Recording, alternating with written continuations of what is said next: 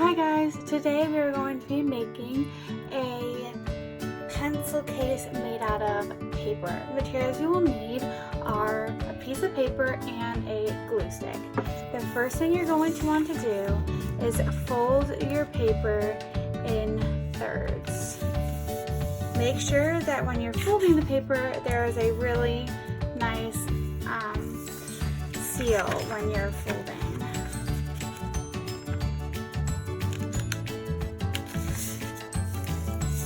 Once you have done that, you're going to unfold it again. So it should have 3 sections.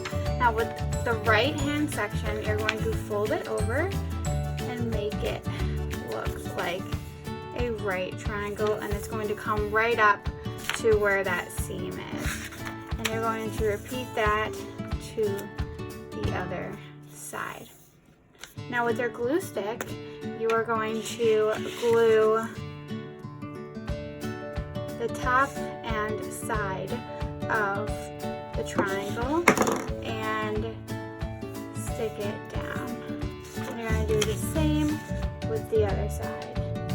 You can use any type of glue stick, or you can even use a hot glue gun. After you are done, you're going to take your glue stick and glue down the bottom of the right third of the paper, and then fold it over.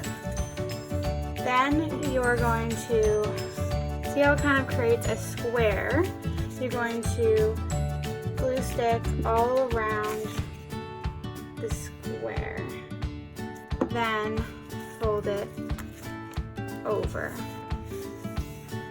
After that, that's where your imagination comes in handy, because once you've done that, you can see that now there's that little pocket. So you can now create your own custom pencil case. Hope you guys enjoyed. Bye guys.